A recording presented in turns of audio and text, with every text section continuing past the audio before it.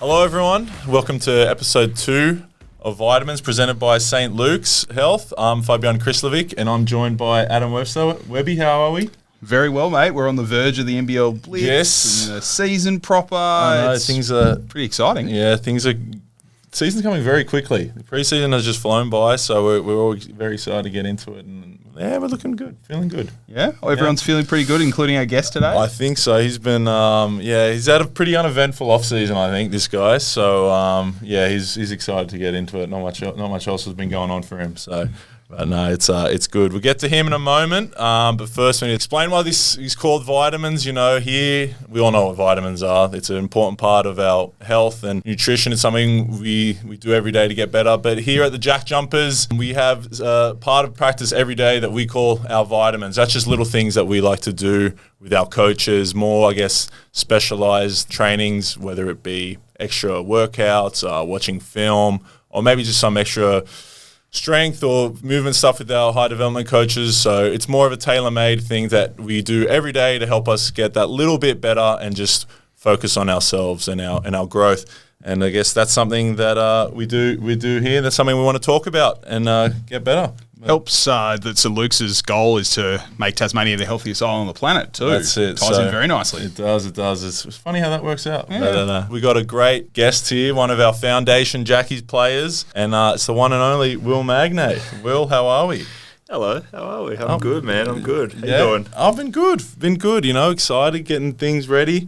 Off-season, pre-season's been going quick. Yeah, it's just a start, man. Like, what have you been up to the last couple of months?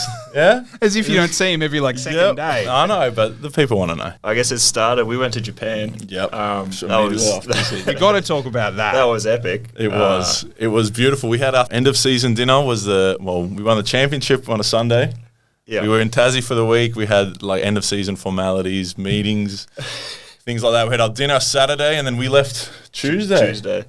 So it happened very quickly. It worked out perfectly, the timing. The best part was we were booking it in January. Yeah. We were if we make game 5, this will be the date. So maybe we should fly out after that just in case. Yeah. Worst case scenario. And it was just perfect. Perfect planning. It was. Didn't have to change flights, book anything. It just worked out so well. Tell us about the trip. Where did you go in Japan? What drew you to Japan? Why was that the choice for the off-season? We were sitting on my couch watching movies, and I was just like, man, I wish I had someone to travel with in the off-season. Because as athletes, all your regular friends are working 9 to 5. Yeah. Of course. Our off-seasons, they don't get an off-season. Yep. So, and it's kind of got to be spur of the moment type thing. Yep.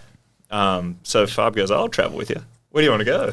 And then Fab throws out Japan. I was like, I haven't been to Japan in a while. Yeah, let's do it. So it's just kind of... Literally, I've never been to Japan. I'd wanted to go. Will had a couple of things. I'm like, want to go to Japan? I was like, yeah, I'm in. Let's do it. And we literally we've booked our flights that night. 10 minutes later, I'd booked my flights. And then we just we booked hotels the night before we left. Yeah, that was something that we left that a little bit later because we knew with flights, we can change it. You have things like that, and then we left all the other planning on what we're actually going to do on the trip pretty last minute. Yeah. We had an awesome time. Did that make it more fun, just sort of getting there and being like, what do we do now? It was... Yeah, a little bit. We had a pretty good setup going with because Fab's big into his Reddit and what's going on, what do we do. So he'd kind of rattle off top 5 things of the day. Yep. And I'd be like, I want to do that. And he's like, oh, cool, I want to do this. And then we'd just plan how to figure it out, and then stopped in at some nice restaurants and saw Tokyo and Kyoto and Osaka, and it was cool. It was fun. Awesome. It was exactly what we needed. 10 days, I think. Yeah. It was right after the season, so we didn't have to hold back on the food, which was the food over there was unbelievable. Crazy, yeah, incredible. And just loved going in one of my favorite things is the convenience stores over there. Yep. Yeah, incredible. I think we got they all have fried chicken and stuff, all this fresh. And every day we got a little fillet of fried chicken. Probably the weirdest thing for me was the vending machines, the placement of the vending machines. Yep. You walk around a corner, there's a dead end, no one's around, and there's just a vending machine concreted into the ground. And it's fascinating. They have hot drinks in vending machines, hot coffees. Yep. And I was it was wild. I saw a sriracha vending machine. Yeah, that's strictly sriracha. Strictly sriracha hot sauce, and that was in the middle of Osaka. Yeah, but no, it's been an awesome week and a half there, and so much fun. And then got back, had a bit of time, but then I was in, working, getting back into shape for NBL 1, but you obviously had Olympic prep and getting ready for that. And then just tell us a bit about that, like when you're coming back and what that kind of. You played NBL 1 as well for a second there. Yeah, so because I tore my hamstring in the last game. So did you? Yeah, right. so I played that game on a torn hammy. So Game 5 of the finals. Which for your vitamin health isn't great. No. So it looked like you were hurt, but we didn't know it was that bad. That's it was stinging. Painful. But a bit of adrenaline and it's only one game left. I feel like I can do this. Still got that block at the end though. There's a few things I was doing out there, like what the hell? Because it happened pretty early, and I just remember some of the boys were like, it was at half time and walking off. It was like, don't talk to me about it. I'm not thinking about it. I'm playing this game. Yeah, I couldn't process it. I didn't want to. As soon as I did, like as soon as the game finished, I just was like, I'm done. Get me a scan. Where am I going? So the first sort of part of my off season was just rehab, just trying to get ready, and then the NBL 1 stuff was really good. I was supposed to play a few more games with the Rollers, but I was with Petrie and Jason Kadee and those boys down there, and had some good prep leading up to some NBA workouts that popped up. Sure. So I went to the Hawks and the Raptors for sort of 2 days at the Hawks, 3 days at the Raptors. How was that? Yeah, it was cool. It's one of those things like you feel kind of out of your depth when you get there. You're like, am I meant for this? And then you kind of settle in and you're competing, and everyone's obviously very good there. But I felt like I belonged and did well and got good feedback. So I felt like I put my best foot forward. So that was good prep as well. And as I was going over there, the Boomers were having like a mini camp, sort of just player led in LA. Yep. So that was good for me to get to, just to meet everyone before going into actual camp. Because I hadn't really met anyone yet, and it was just sort of one of those things that I just played against Delhi. And man, he's a pest. So I was like, does this dude even like me? He's running through every screen. He's putting elbows in my ribs. But he was, great to just meet him and, realize that, we have a more common focus now and building into camp that way. So it was cool to get on the court with those guys. And then, it was just trying to stay fit, stay ready. We had Jack's wedding, which is awesome. That was kind of my last hoorah. We all went there. Jack and I flew basically straight to Melbourne for camp from his wedding. So and then it was just a whirlwind, man. I still can't really process it all. It was just kind of next part to next part to next part, but incredible experience. Those games against China obviously really pivotal. Training camp really pivotal. Everyone said Delhi is just a different beast at every stage. I've got to ask you about him because he just doesn't stop. Everyone talks so much about his work ethic. Yeah, so he's a very smart player. Yep. Yeah, he's kind of like Milton. Like he's very smart, runs a team. Milton's a bit more soft-spoken, but before camp every day they'd write the teams on the board. So it was me, Delhi, Jack, Paddy, and maybe Joe Ingles. And Delhi came on to Jack and I as we were stretching 45 minutes before. And he's like, all right, today at practice we're going to do this. Yes, we got Paddy on our team. Will, you want pin downs? We got this, And it was just like, holy shit, this is epic. And it was just like this different level of, it was like having your head coach just walking next to you. So he's a monster in his prep and, how he takes care of his body. He's an absolute professional. And some of the stories I heard of him at United as well, just how he takes care of his body, he's prepping for games, and it's just incredible. And an awesome human being too. Yeah, was really genuine. Big fan of him. What's it like playing against Delhi? I mean, you played against him quite a few times last year with the championship series. It's got to be tough. Yeah, it is. I'm lucky enough that he's not pestering me too much. I'm usually worried about trying to hit him, get him off our guards when they're because he's on them the whole court, and so just trying to he's relentless, as you said, and you're always working to how do I give JC, how do I give him a bit of breathing room, hit him, try to set a screen a bit further up the court. He's crushing every rebound. If he's coming in unchecked, I maybe have to work over to him and make sure he's not doing that. So he's just someone that you always, I guess, kind of have to be aware of. And he's a hell of a player, and it's pretty cool hearing these guys talk about him. And when there was talking to them and the team selection, it was not much of a surprise, they said anyway. From the stories I heard at camp, and he really made it an on decision, I guess, forced their hand. Yep. So and obviously his career's been incredible. Just as an Australian basketballer, the things he's done to put Australia on the map, especially that 10 or so years ago, that run with Cleveland was just so much fun to see. But being on an IV drip after the game, guarding Steph, the Curry stuff. Yeah. Yeah. But he's just been such a great just individual, I guess, for basketball in Australia. So, and he's really done a lot to push the game. So playing against him is always fun, always exciting, and it's a massive challenge. So Will, you made the squad. And we've all seen the video, and we've all seen your reaction, and that went viral. And you had a lot of fans overnight from the way that you reacted to getting selected. I've got to ask you about it. What was it like in that moment? Did you know that people would have that sort of reaction to you, seemingly being really selfless in your initial response? And how did that make you feel? It was funny because Jack and I, we'd obviously been through it all together, and we've been going out to dinner most nights together, and just kind of like, how do you think you went today? And we both felt like we were doing really well, and it was hard to gauge interest from the coaches, and because everyone there was killing. Like, I think everyone that went to that camp deserved to make the team. It was just a matter of fit and whatnot. So I don't think there was anyone that should have been cut. But Jack and I were talking, and I was like, what are you going to say if they pick you? And Jack's like, man, I'm going to look him dead in the eye and I'm going to say you made the right choice. I was like, that's cool. He goes, what are you going to say? I was like, dude, I don't know. I'll probably just ask if you made it, because it just felt like we had to be on it together. Like this sort of trip we'd been on, Jackie's day one, just kind of growing together, almost being around the squads at the same time. And then, the video came out. Jack didn't react like that. He did not at all. He tried to. He tried. You could hear him say that, but And then, just when they told me, it was like the first thing that came to my head was, well, man, like I hope Jack's in it. Like, did Jack make it? And I didn't know they were filming. But and then they kind of settled in, and I definitely had a moment after when I called my mum, just like, what the hell? Like, Mum, I'm going to Paris. Like, she's like, oh my God.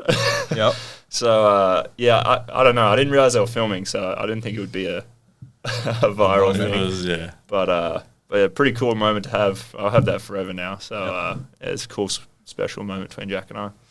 We have to talk about the Olympics, don't we? We have to talk about your experience, Paris, the games. Tell us about your favourite moments from that couple of weeks and the preparation, the Olympics. Well, there's lots of moments.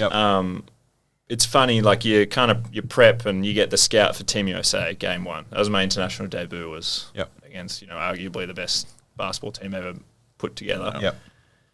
And you're like, wow. And then Adam Caporn came up and he said, Will, you know what LeBron did this morning? I was like, what? He goes, he put on his pants.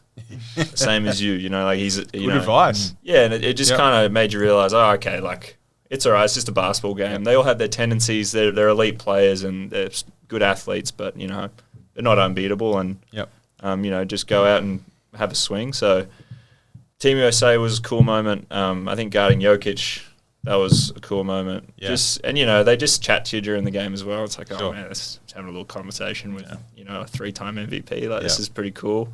Meanwhile, he's giving me a triple-double. He's done that to plenty of great players over the journey. I know. That's what everyone kept telling me.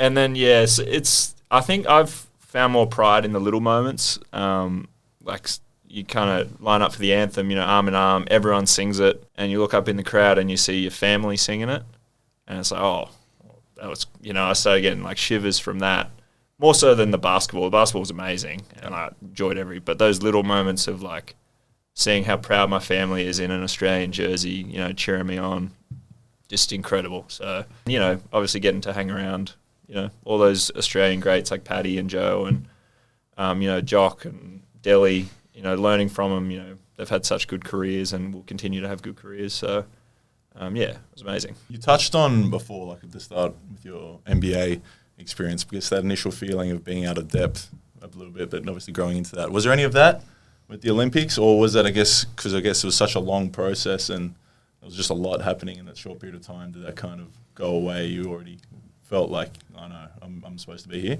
It's a good question, because I was definitely nervous, but in that team, it was more like I have a specific job. And everyone's so good around you that they just do their job as well and the team flows. So I was like, I just have to get in, pressure the ball, be out in hard shows, sort of try and be a defensive pest when I can, and, try and finish around the hoop.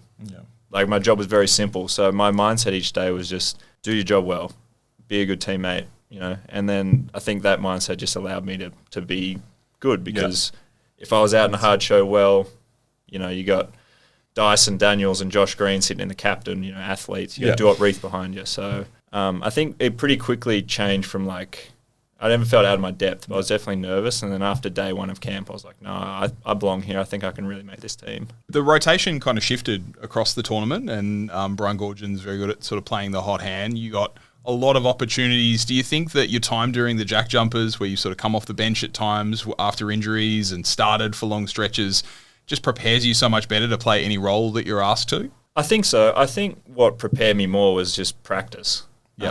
Like how hard we train it in Tasmania is, it's just sort of it felt like another level. It's definitely intense over there, but you know, the 3 years I had Bairstow and Farb crawling in, you know, trying to play every single day, and it's just days and days of reps. So like I wouldn't be the player I am without the group around me pushing me every day. So that I think that's so more than games. Because games are just, you know, that's when you get to have fun. So I find the days at practice when Fab's kicking my ass because I'm a little bit slow, he's got 3 steals and, you know, just working me all day. It's just, those are the days that I think I reflect back on and I'm more grateful for my development. Let's talk about vitamins. We talked a lot about vitamins with Jack on the last episode, and I think hearing his dynamic with Scott Roth and that sort of stuff was probably really interesting for me to hear. What are your favourite vitamins, and are you ever called up to the principal's office? Are we talking vitamins as in basketball? Or basketball vitamins, vitamin Jack D Jumpers vitamins. I love a Mark Radford workout. Yep. He's good with just bigs and touch and just instilling a level of confidence in, you know, I kind of have a funky game and he's like, yeah, you're a little bit bigger and stronger than everyone. Just don't worry about making it look pretty. Just do the work. So we just work on that awkward kind of stuff, and he kind of breaks it down and instills in your mind. So a Mark Radford vitamin is what I wake up for every morning. Yeah. I have been called into the principal's office a few times. But Rothy and I, we have a very different dynamic. I was going to say, him and Jack had the two most unique relationships. Yeah. Okay. But very different. Very different. Like Scott doesn't talk to me. But like he doesn't really get on me, doesn't really, but like we just have leaves this, you alone. Yeah, pretty much. Yeah, but we have this like mutual respect where like I'm the only one that can call him out. Yeah. So like Really? Yeah. Yes. So if like his phone goes up, we'll be like, "That's a fine," and he'll be like, "Oh, Magnay," and he'll get all upset about it. But he knows that like because no one else would want to do that, just because they think like, "Oh, he might." Oh, that's coach. Yeah. But when he brought me in day one, he's like, "I want you to be that, for a lack of a better word, that asshole that's around and just a bit militant and just on, you know, keep everyone accountable." And when he said that, I don't think he realized he brought himself into that conversation. Good. But it's kind of evolved to that point now where we know it's a bit of a joke and like there's never been any sort of animosity in it. It's just this sort of respect level we both have with each other. But he's definitely a great coach, and getting called in the principal's office is never fun because at the end of the day he's the boss and he can slash my minutes in half if he decides to. So there's always that level of respect for sure. What's it like playing with Will? It's frustrating.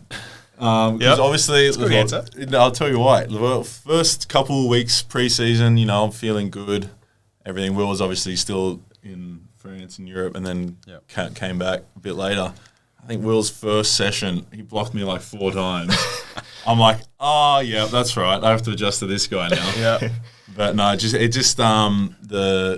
sets the tone really physically, and it's just everything. You know, as he said, when you have the ball, he's into you. If you're running up the court, he's checking you, making sure you know he's there. Yep. And it's just like he's always someone that you just need to know where he's at. Even when he's not around you, if like, okay, we're doing a pick and roll, he's not guarding me, he's on the weak side, and I'm rolling to the rim. I know he's gonna be over there, and I'm thinking about it when I catch a ball and I see him ready to, you know, block a shot from the weak side, things like that. So he's just got a presence on the court that you really have to be aware of at all times, and it just throws you off that little bit because, you know, it takes a little bit of concentration away from what's going on because you're just like, where's Will? What's he gonna do? Same question back at you, Will. I mean, he was sort of putting up Jokic numbers in the NBL 1 Central this season, so you had to really set yourself for coming back to practice against this man. No, for sure. Like I said, it's been 3 years, and I think people have such a different perception of like players like Farb because of what he does on the court. And he doesn't get many minutes, and his opportunity is very limited, but his role is like, don't do too much. But at practice, it's a bit more free. It's a bit more... And man, he kicks my heart. It's not every day I'm blocking his shot 4 times. Some days he's got a triple-double on me as well. He's faking me out. You know, he makes me look like an idiot sometimes. So it is always good. You get good. It's always because you got a bit of time because he gets up there. Yeah. So he jumps. You got a couple of seconds to make something happen. But no, it's a lot of fun, and you just want to play against really high level competition because that's how you test yourself, and it's just always a lot of fun going against each other. Well, and I think too, like Scott's from day one has just been like his mantra is kind of like invest in someone else. Yeah. Like what can you do today to make someone else better? Like what we do very well is we try and push each other. Yeah, I might block your shot a few times, but I'll block it and be like, hey, Fab, like next time just put your shoulder in my chest a bit more, and then or maybe don't fake that one, just go straight up. Like I block him, and then after I talk some smack, I'll be like, oh, a couple minutes later we have the timeout. Yeah, it's like, hey, just try this next. Like we really try and help and push and involve, and like, maybe I get some more minutes and I'm a bit more athletic and block some shots, but like I wouldn't be able to do that without Farb pushing me to be fitter, stronger, safer with the ball. Because if I wasn't doing all that stuff, I wouldn't be playing because I wouldn't be reliable. So I'm like 100% of what Farb is, push me to be as well. And it's not just him, it's JB, it's Marcus Lee, Mackay or McIntyre, all the bigs that have been through it all. So Jack as well. Jack and I used to have some funny battles. That was always fun. Jack used to catch the ball on short roll and start laughing at me. It was crazy. And then because he'd know, like, we'd have this one-on-one battle, maybe 2 a day, where he'd just chuck one up a little bit too high for me to get and start laughing. And it would just piss me off. And then the next possession, I just put my shoulder through his chest and try and dunk it on him. Like, but that's the thing we try and do at Tassie is just try and push each other to be better. And it translates onto the court. Culturally, I think the thing that I pick up with you two is the mutual respect and admiration, and you're really open about that with each other, and it was the same with the Jack episode as well. How important is that? Because it's not something that we see and have seen historically in society a lot around, showing that respect and giving someone their flowers and appreciating them. You don't see that outside of sport, but in sport, it's so important to show your teammates appreciation and tell them what you appreciate about them. I think it makes it way more fun too. Yeah. Yep. We're at because at the end of the day, we're just like a bunch of little kids out there playing basketball, like trying to have some fun.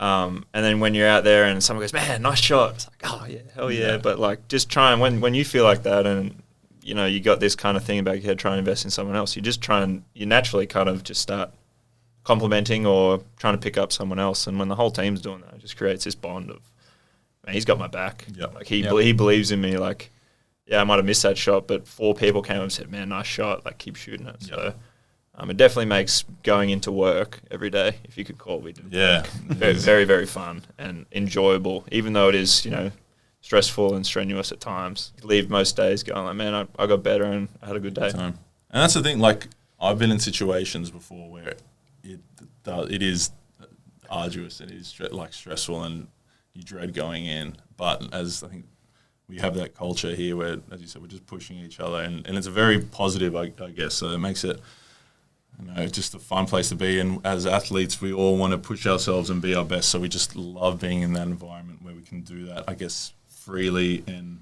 positively and just really, as a group, bring each other, push each other as far as we can. So I think that's been a great part of our culture for the last couple of years. Imagine a place built to make everyone healthier. Visit a St. Luke's Wellness Hub to learn, explore, and be inspired. Just another way St. Luke's is helping to make Tasmania the healthiest island on the planet.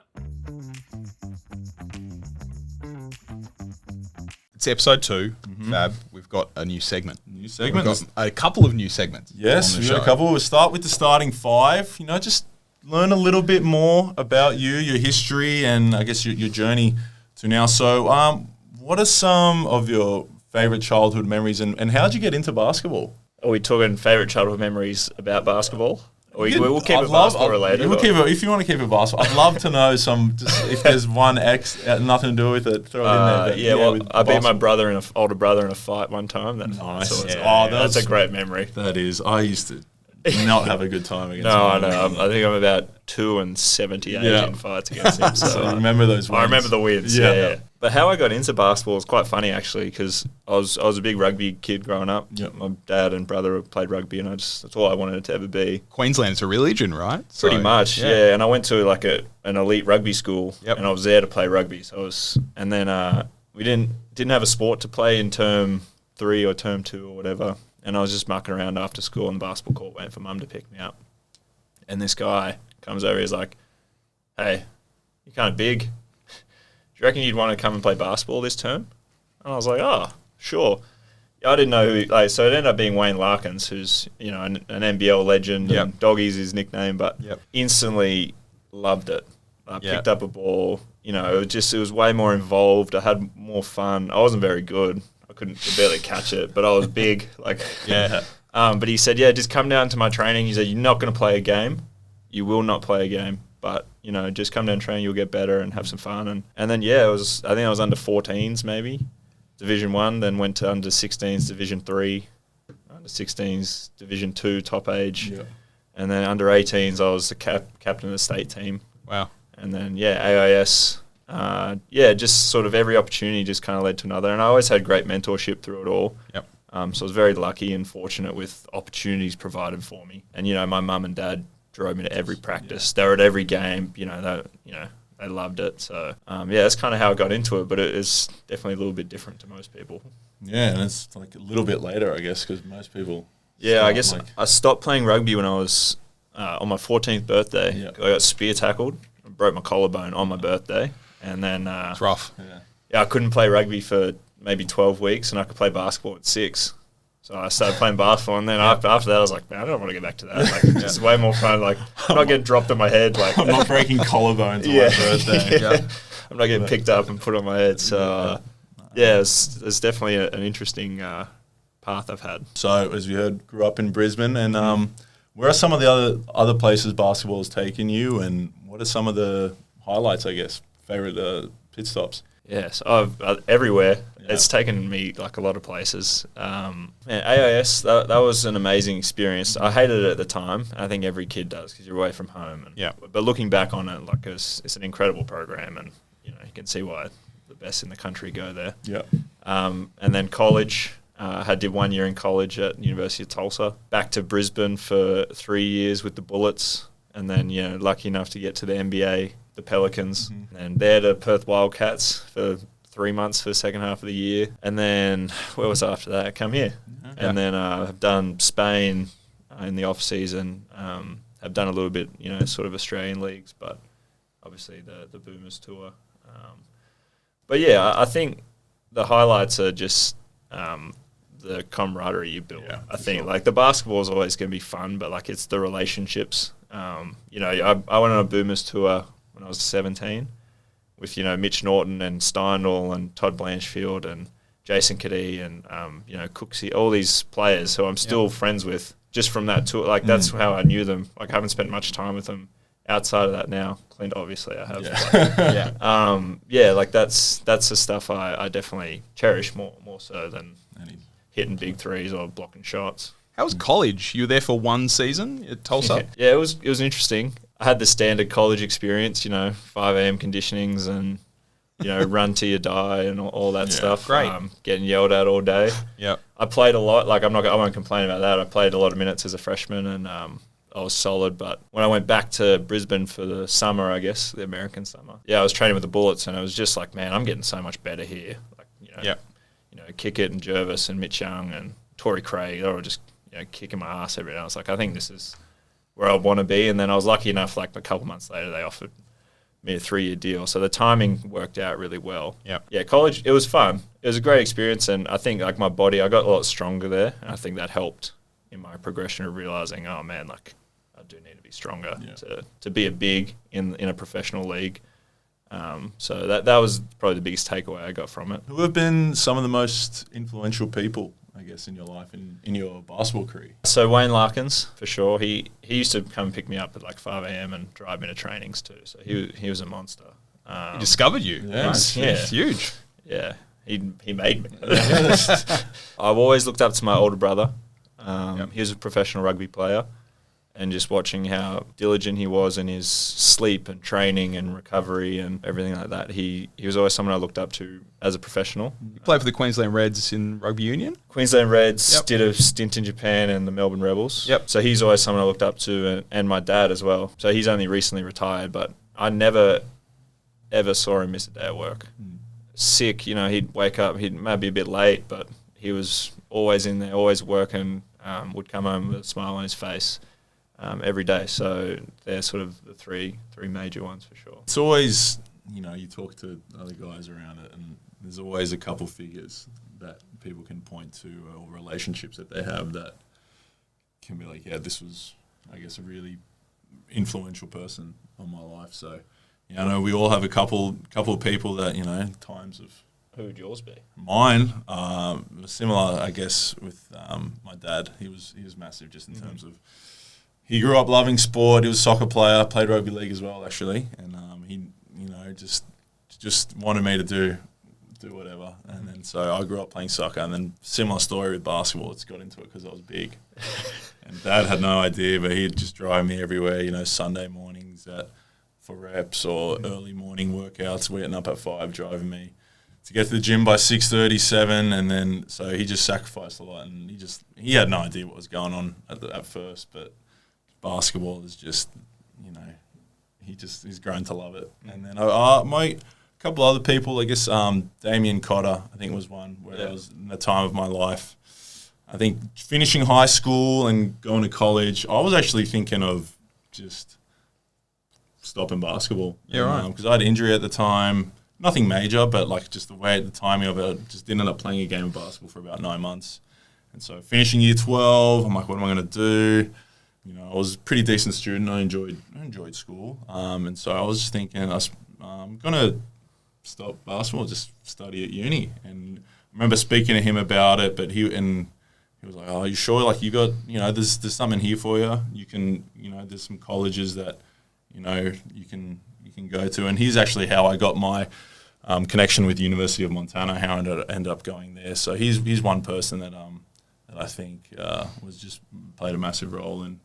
I guess 10 years later, I'm still playing basketball. So pretty cool. It worked. Yeah. And I always think about at times how different my life would be if I initially went with that. And it's great. I'm just super grateful. I was thinking about it before, like all the relationships I have. I think most of my closest friends, like they're all through basketball. I still keep in touch with my group of friends from college. The couple of friends I made up in Cairns, obviously the group we have down here, and it's been awesome. There's a lot of great people in my life because of that. So Damien Cotter was a big one.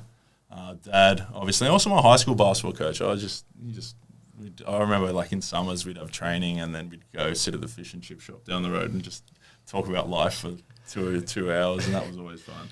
Nice. A big group of us. So always, there's a couple just people that I look back on and be like, oh, just like especially like maybe not think about it at the time, but they've just been massive influences on where my life is now. So. Next question's a really interesting one. When have you felt your healthiest or your unhealthy? I think I actually just thinking about this question. I actually think it was like just before we flew to Japan this year. Like I always had that torn hamstring. I think coming down from the finals, and we chatted about it a little bit, but you're in sore and tired and whatnot, but your mind sort of just tells your body it's okay. Yeah. It's like, all right, we're playing in 2 days, so we can't feel this yet. Yeah. Just keep going. And then we had to play. We thought we should have won game 4. Damn it. And then, obviously game 5, then got hurt, whatnot. And then, I think just after that, man, I was just like, what the hell? Like, everything hurts. Yep. I'm exhausted. It all caught up with you at once. Yeah, because your mind finally goes, all right, you can relax. Because even the next week was like, oh, you got to go to this media day. You got this dinner on Friday night. Exit meetings. Or exit meetings. You're still on. Yeah. But when I got home just before Japan, I was like, just dead. That's definitely, it takes a toll, and it's obviously worth it. Yeah. But that was definitely a moment where I was like, man, this basketball isn't good for me. Like what supplement can I take right now that it just fixes everything? Yeah. But that was definitely a moment. Yeah, healthiest. It was probably heading into the semis. I was like, we had that little break, and I think I got like few niggles out, and I was like, oh, I'm ready to rip in. Like, let's go. It's kind of like it's very a month apart. Big roller coaster. Yeah, big roller coaster. Really good to Yeah. But no, it's just the drop off mentally, I guess, from locked in, as you said. It just all you can kind of take a step back, and then everything just catches up to you all at once. It just hits you, and it's just the adrenaline and the media, and everyone wants to talk to you. You want photos, and so even when we were going to the supermarket, you got to be like sitting there with a smile on your face because like you got a queue of people wanting to take a photo. That was crazy. I remember I think it was the day we got back. We just went to the coffee shop, and I went there with I think Jack and Drim. We were just getting a coffee. We walk in, people would just start clapping down at Kingston, and I was like, "Oh, this is crazy." Then you and Shawnee came about 10 minutes later, and this is actually anything happened. I was like, "This is crazy." Yeah, it's just whole cafe just clapping. But and then that kind of keeps you going. Yeah, of course. It's like, oh, all right, like you're getting all this dopamine from all these people cheering, and then when that all stops and you sit on the lounge, it's just like, oh man. And then I think as well, like, because obviously we were on for so long, and then I didn't do anything that week. Yeah, as I said before, like we got home and we just sat on the couch and played video game. We didn't, So I guess that doesn't help, but just mentally, you're just so drained and from being on and locked in that I guess it just all comes flooding. Yeah, for sure. Lastly, what is your why? It's funny. It's like it's evolved. So it kind of used to be, I'm going to make it to the NBA. That's why I want to do this, I think it's kind of evolved now into I just want to represent my family the right way because of everything they've done for me. So it's like I said, like Mum, she used to drive me to training in the morning before school, pick me up after school with a meal cooked, drive me to training, drop me off, organise a lift home, would go pick my brother up, drive him to training. Just an absolute beast, just organising and just keeping us going. And then just the support and love they all give me. They all, you've seen them here how many times they come to as many games as they can. So I just try and represent them the right way on the court, off the court, and just try and have fun with it. So my why is just represent my family. Obviously on whatever stage I'm on, but I got to do it on the biggest stage not too long ago. So that was a really special moment too. Yeah, it's like it's similar. Like it just evolves, and I think maybe it still might evolve, but from like that external, as you said, I want to do this, I want to make this team, I want to, achieve this, to just as you said, like doing your best for the ones closest to you, and then it's just such an awesome way I think to attack it, and it's just much more sustainable I think because you can achieve that no matter what you do. You can achieve that.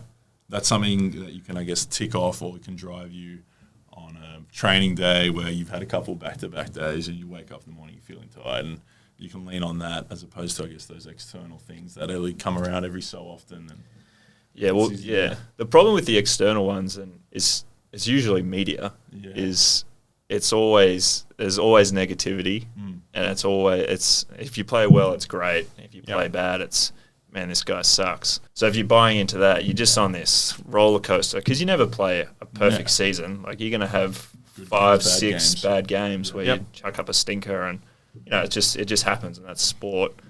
But just relying on your values with your family, they're always going to be proud of you. Yeah, they know you're out there giving it your best. So that's all that matters.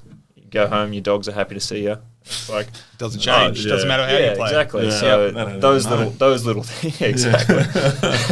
They don't come and say, "Will, that was shit." Should have made that free throw, mate. I was watching that. So it's putting a lot more value into those things definitely has changed the way I approach my career. Ties in really nicely to the subject of this episode, which is around resilience. And, when we talk about resilience for you, I think a lot of fans out there would be thinking about the injuries that you suffered earlier in your career in Tasmania and coming back from that. So I want to ask you how you've built that over time. Have you struggled with that at times? And how is your ability to carry that resolve through and follow a plan to get back to where you need to be, particularly with injuries, carried you forward over the last few years? Big question. Massive question. So to answer your first one, I've always struggled with it. I don't think I've met an athlete that does well with injury. Yeah. Early on, I was terrible. Like when I got to Brisbane, I was sick and then would roll my ankle, and I was just, why me? Yep. Got a clean bill of health for a while, made the NBA, got injured, came back. This guy sucks. You know, my ankle was cooked. I came into Tassie basically had to get on a 6-month ankle surgery. Yep. Similar thing, you know, it used to drive me like, I got to get back to the NBA, like, so I'll lock in today. And it really evolved into like, man, thank God I'm with all these good dudes at practice, because otherwise I would not want to be here.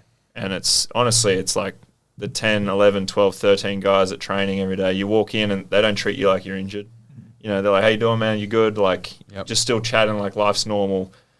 Oh, come on, push harder. You know, like, let's get your bench up. Like, however you can like push yourself in those ways. Definitely struggle, but the thing that I realize is like, just lean into your support network, and we have such a good one around us at Tassie, and it's just because of, like, I wouldn't be where I am without, you know, this team around me for the past 3 years, going on 4. So those are definitely good ones. And also like the fans, I know it's like frustrating for them when I'm not playing. I get that. It's frustrating. I guarantee you it's more frustrating for me. I was going to ask, how frustrating is a minutes limit? Because I know for a while there was big minutes limits on you in your second year when you were getting back and stuff. How do you feel going through that? Because there's a trusting of the process there, but you're a competitive guy. You want to get out there and you want to play as many minutes as you can. For sure. I think sort of the extent of my knee injury was like bad enough that I was like, all right, like, I'll trust you. Pump the brakes. Yeah. And Scott he's got a pretty good feel for like where you're at. When I was coming back from my foot last season, I think there was probably maybe a month before I came back, I was like, Scott, I'm ready to go. Like, let me play. That was a conversation I was having with him every day. Yep. He's like, nah. Training, you got more. We need you to do more training. Need you to do more training. And it's like, I'm going to play 5 minutes against Adelaide. And then like, I'm going to play 15 minutes against New Zealand. Like, he's got a good sense, and it's for your benefit. You don't realise it at the time, but looking back, it's like, oh, thank God he just didn't throw me out there for 30 minutes, because you wouldn't do anything, you know, good for yourself. Your fans would be like, man, this guy's not in shape. He's not ready to go. He's missed every shot. What's happening with him? So it is frustrating, but I guess I'm kind of grown up enough and had enough injuries, enough experience that people have a pretty good idea on on what's good for you. So and is there anything that, I guess you said you just got to trust, you know, Scott, the physios, RC, whatever. Like, is there anything that helps you do that and trust those other people? Yeah, a little bit. I guess it's experience in it. So unfortunately, I have a lot of experience in it. You know, like, I'm very grateful for RC and H and whatever, but they've gotten me back every time. And so there's this trust between us. So like, all right, if I tick my boxes and I do all the work, I know I can trust my body.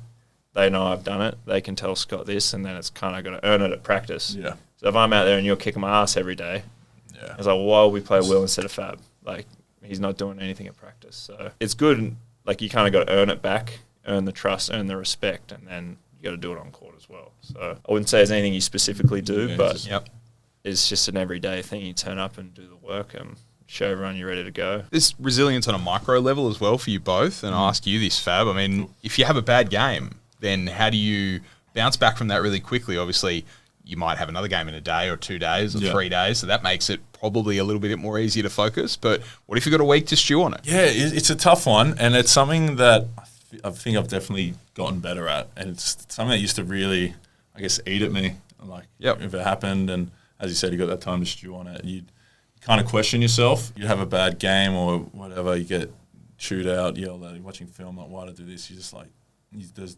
doubts creeping. It's like, oh, am I really good enough? Why did this happen? Things like that. And then that's kind of just, you know, it's kind of like a vicious cycle that can kind of just feed itself. And then you get to the points where you get on the court and you're thinking about it, and then if you're thinking about, oh, I screwed up last time, I'm going to do it, it's not going to help. That's something, it really did affect me, I think, in Cairns as well, and then my first, I think, season or two here, it's something I would think about and would be in my mind. But I think just, you know, understanding that, one, it doesn't help, and then also, two, there's always things that you're not going to be able to control. In a game of basketball, there's a lot, like, you can do all the preparation you want, but, you know, sometimes the ball's just not going to go in. Sometimes you're going to miss a read on defense. We're playing against guys that are really good as well, and so we're going to come off second best at times.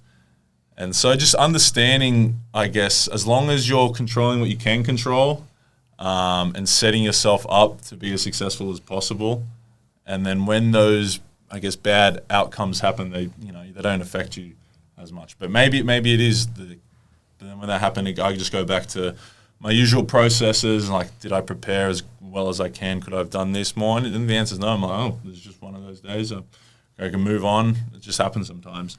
And just, I guess, building that trust in myself to know that, those bad results, those bad outcomes, it's not me. I don't think they happen sometimes. But it also goes the other way as well, when not getting too high when you've had an awesome game, which is, it can also happen. You can get relaxed. You can, think you're better than you are. You can try to do too much, and just trusting yourself and building that experience of how you are and making sure you're ticking all your boxes, controlling what you can control. Is it also about, as you evolve your career, Will, kind of acknowledging that failure is a kind of necessary step towards success rather than the opposite of success? Because I think a lot of people see those as opposed, whereas if you miss a bunch of times, eventually, trust the process, you're going to get some in. Yeah. Well, yeah, we fail every day. Yeah. 100%. The best shooters in the world fail more often, 60% out of. It's about comfort with that, right? Yeah. So it's just knowing, like, everyone trusts me to do this. I trust myself. I've done the work. Everyone's seen me do the work. Yep. But yeah, like, unless you can be comfortable with failing, like, you'll always stand in the corner and be too scared to shoot the three or whatever it is. But it definitely just goes back to what Fab, like, control what you can control. You can't control if the ball's going to go in. Yep. There's days of training where it feels perfect, feels good, you're shooting by yourself, and it misses. Like, why am I going to get upset about that? It feels good. Yeah. I trust it. But then, it's just like, all right, did I block my man out? What can I do on the court that is controllable for me, regardless of outcome? Can I contest a shot? Can I do this? Can I do that? So that's the stuff I kind of worry about. All right, I'll just do this, and sure, like, Milt will throw me a lob sometimes and it'll look awesome, but Milt will also throw me a lob and I'll just absolutely smoke the layup. Like, it's not 100% that's going to happen, but, you just do, like, it's a big thing, like, and everyone says it a lot, but just controlling what you can control. You can apply that everywhere. Yeah, I was going to say, it's big. To tie it back to, I guess, what we were talking about earlier, like, we have meetings, we talk, and Scott's always said, if it's not your day, it's not going to be all your day. Invest in someone else. Yeah. Try get them going. If they're a bit low in energy, pick them up. If you see someone do something really good, encourage them, say, like, congratulate them, whatever, hype them up. And I guess that's something, as you said, everyone can do. If you're having a tough day at work, maybe it's investing in a co-worker or reaching out to a friend to try, lift them up and invest in, spread, I guess, that positivity from somewhere, and investing in those relationships. That's always a helpful thing. Family member, a friend, a co-worker, how can you lift someone else's day up? It's something we can all sort of apply. And I think when I found when that happens, and you just naturally crawl yourself out of whatever hole or ditch you're in. God says that a lot, and that's something I love when he brings that up, because every day, we have 16 guys in the gym at practice. The odds that everyone's going to be on point are low.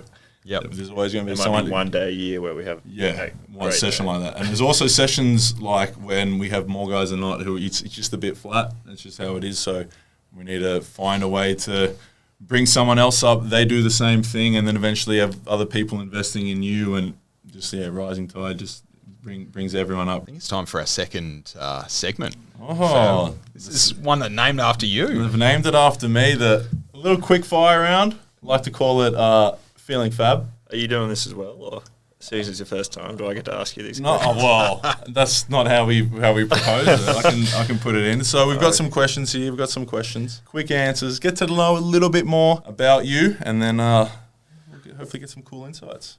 Start with Will.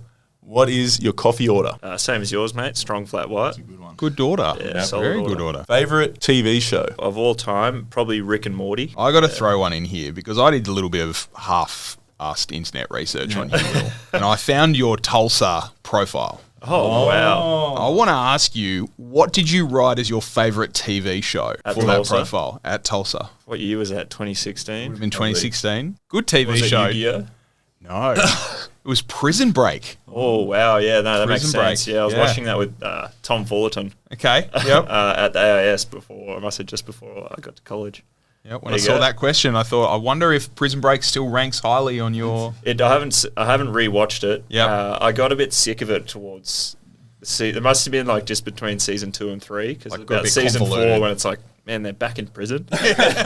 How many breaks can you have? Really? Come on, like, Let's lift the security up on this thing. Yeah, Let's come on, keep an guys. eye Yeah, on these come on. guys. really, Yeah. these guys are renowned for breaking. I out. need to go Probably- to solitary at this point. So it's definitely evolved since then. If you could own any car, regardless of price, what would it be? Porsche 918 Spider. Nice. Yeah, big Porsche man. Colour or... They usually just come in grey. Yeah, okay. Just Yep. take the grey one. Yeah, okay. I like it. I like it. Favorite Jackie's jersey? Yeah, it's probably the retro one. Was that year 2? Yep. Yep. Yeah, the retro year Yep. 2. Also, I do really love the teal ones every year. So I'm Yeah, going to of sit on the course, the fence. teal ones are all good. Just throw a colour in there. It's pretty epic. See a retro one at every single love the game, retro every one. single arena. For like sure. it's, yeah. No, they're fun. epic. Yep. Yeah. Favorite superhero? This is hard. Batman. Yeah, I was going to say. Yeah. I think Yep. I always love Batman too. Nice. What are you reading, watching, listening to at the moment? I'm watching Mr. Robot. Not sure if you've seen it. I have not. I highly recommend it. What is it? He's essentially a hacker. Yeah. That there's a group of hackers that hack the world's debt, so they delete everyone's debt. But he also has this mental illness. You're not really sure what it is, but yeah, you kind of pick up on it as a. Yeah, it's got me hooked. I'm hooked on it. So epic. What is your favorite meal or favorite cuisine? Favorite meal is Mum's homemade chicken curry. Can't beat a Nice. home cooked meal. Is that a hot or a mild? Well, she gives you the fresh chili cut up on the side, so you can Nice. decide. So you how- can add your own? Yeah, Perfect. yeah. Yep. But That's I'm silver usually service. I'm sort of medium hot. Who was your favorite Boomers teammate? I'm not letting you say Jack. I'll go Dante Exum. Yeah. I think you spent a bit of time with Dante. I did, yeah. We were the same age Yep. growing up, so we were in a couple Australia junior teams together. I beat him a couple times at the national championships. Shout out. Shout Never out let him Dante. forget that. Shout out New South Wales Metro. Let's not shout them out too hard. Yeah. Beat 2 top 5 NBA picks in the team, so not too bad. But no, he was always an awesome guy. Is that you And- claimed him up or? It must have been. It must have It been. only makes sense. Yeah. Yeah. But no, that was always. Yeah, that was, What it makes was- Dante so good? What makes him a nice guy? You hear a lot of positive things about him. You take. I haven't spent too much time with him in the last decade, but So he's pretty quiet, Yep. but he's very genuine. Yep. And he has his values and whatever, but he is who he is. Like he loves his gaming and his TV Yep. shows, and he doesn't try and change and adapt to the situation. Like he's just Yep. very genuine in who he is. And when you're out there, it's like he really cares about you. Yeah. When you're a teammate, it's genuine connection. So yeah. great guy. what was the highlight of the Olympic Village? Probably the coffee station Yeah. at the Okay. yeah. They flew a barista over from They had, Australia, they right? had two. They had two? Yeah, I think they told me they were doing about 1,500 before 12 every day. Whew, that's a... Yeah, but it was crazy because you'd rock up. I rocked up day one. They're like, "Hey, Will." I'd never met him before, so they knew knew who we all were. So awesome. The research. Yeah, and then they remembered my coffee order after the first time. Amazing. Strong flow. Yeah. Yeah, it's not. I'm saying it's a hard but- one, yeah. but But still. still, there's 400 athletes there. yeah. So. I will say this, I think it's a big thing they did it because every time you leave the country, Oh man. You're you always find looking. yourself this Yep. coffee's just not as good. Well, so in Abu Dhabi, we had there was decent coffee there, Yeah. but it was so expensive, so I was a bit off that. Yep. I was making, the new NBA guy, Jack McVeigh. That's what I would. But yeah, and then we were in France in Orleans, and you're just having these man, what is this? Yeah. Yeah, you just gotta have an espresso. or And then something. we didn't get one until we got actually into the village in Paris, a proper one. Yeah. But definitely saved my life. I was struggling there. For Needed a it. while. What is your favorite board game or card game? Uno. We've Had a bit of a you rekindled rivalry? our Uno fire at the Jack team. Jumpers. Yeah, Nice. We've Yeah. been picking it up. And there's some chaotic rules, man. Oh. What's the everyone most kinda- chaotic rule? Well, that you can... 'cause I've always played pretty straightforward. You Yeah, play yeah. one card You at a play in time, order. whatever. You can you can stack +2. I've played that. Absolutely. Yeah, yeah. So we do this came rule so if there's because there's 8 or 9 of us playing. Yeah. if I put out like a red 4 and someone at JC over there has a red 4, he can put it straight on and it skips everyone.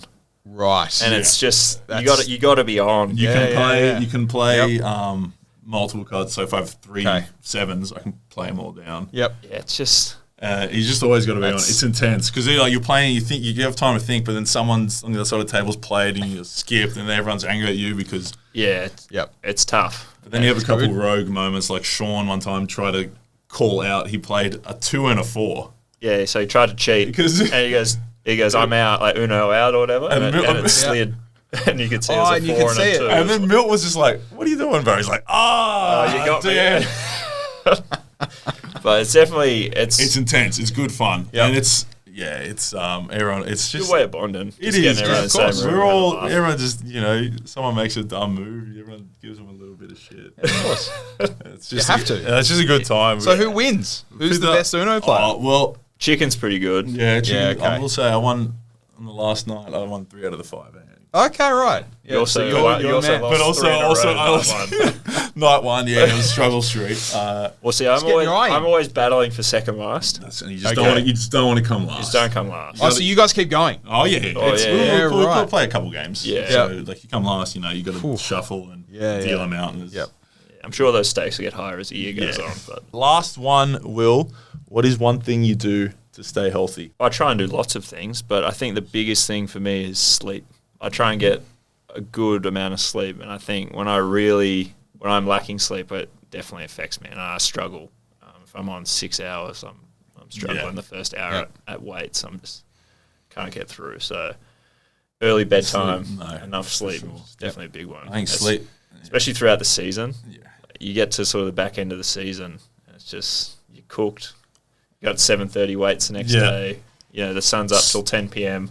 I got to put my blackout curtains on and just get 8-9 hours to cover. It's pretty fascinating now. Like how recently, I'm not going to pretend I know a ton about the science and everything behind it, but so much has come out about how important it is for like your long-term health as well and your short-term health. Like sleep's just it's something vital. And it's like you said, it's controllable. Yep. You can control when you put your phone down, and you might not fall asleep straight away. But that's the hardest thing, though, isn't it? For everyone, put the phone down. How do you put the phone down? I try to I'm be bad good. at it too. I have days where I'm bad. I try to be good. Not the word, but like if we don't have early morning weights, I still get in bed the same time. I'm like, I can have a bit of a scroll on Instagram Reels, and it's just. I'm like, an hour later. Stop it. I need to get to sleep. It's great too because I know when Fab's having those he'll send all the funny ones to me. So I'll wake up with 7 or 8 messages from Fab. I'm like, you dirty pig. You've been on Reels all night. I've been in the doom scroll hole. But it's something that, as you said, when you take those, we just feel better and it's just so much more ready to attack the day.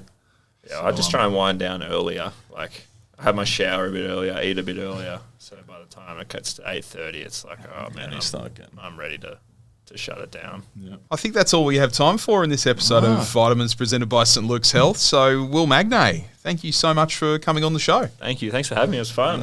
This is my first podcast, by the way. Like, sitting in here podcast. So it's pretty. It's good. I'm playing a bit of both. You were asking me questions, Will. That was not in the script. That was not in the deal. Well, I think it's only right to get to know the host a little bit. It is true. Yeah. Everyone's going to know you very, very well by the end of the season. Because I feel like the more teammates we get on board, the more hard questions you're going to be asked. Come my way. Yep. That's part of it. Make sure you follow the Jack Jumpers social media channels to stay up to date with everything that's happening in the NBL 25 season as it gets underway. Huge thanks once again to our friends at St. Luke's.